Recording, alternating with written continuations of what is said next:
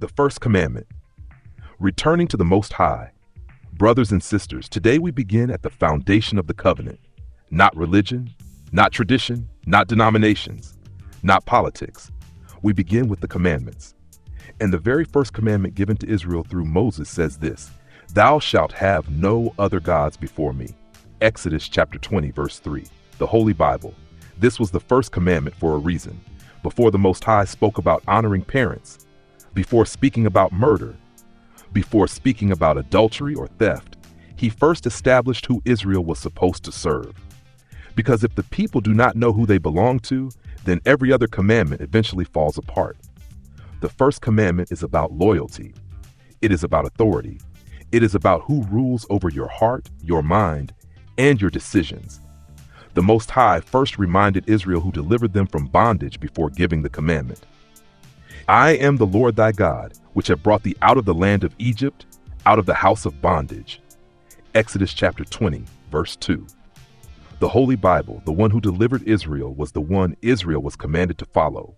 And this commandment still matters today. Many people think idolatry only means bowing down to statues or carved images. But Scripture shows us that idolatry is much deeper than that. Anything placed above the Most High becomes an idol. Money can become an idol. Power can become an idol. Fame can become an idol. Pleasure can become an idol. Government can become an idol. Even fear can become an idol. The world constantly demands worship without using the word worship.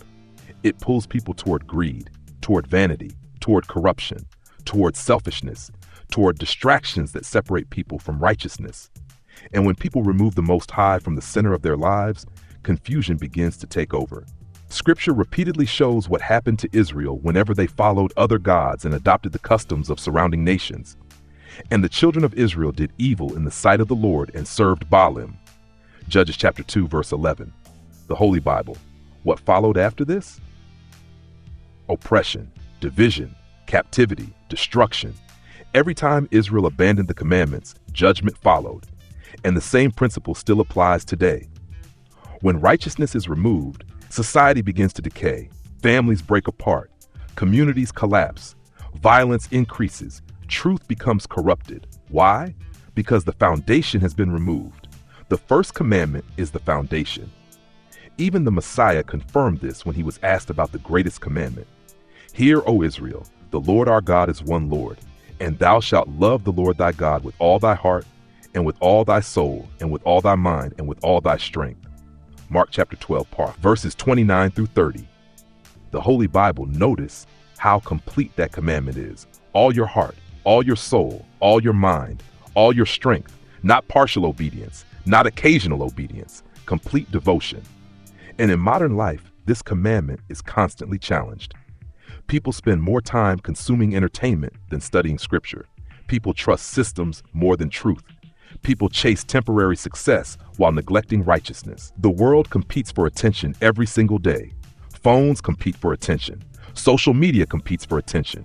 Politics compete for attention. Wealth competes for attention. Because whatever controls your attention eventually controls your actions. That is why the first commandment matters so much. The awakening of Israel cannot stop at identity. Knowing who you are means nothing if obedience never follows. The commandments were meant to separate Israel from corruption and transform the people into a holy nation. "And ye shall be unto me a kingdom of priests and an holy nation."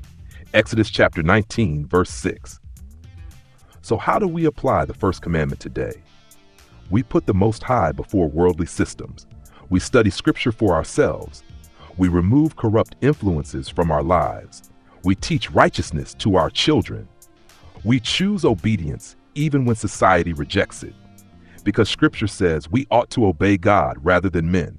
Acts chapter 5, verse 29. The Holy Bible. The return of Israel is not only about awakening to identity, it is about returning to covenant, returning to obedience, returning to holiness, returning to truth. And it all begins with the first commandment. "Thou shalt have no other gods before me." This is the beginning of the foundation.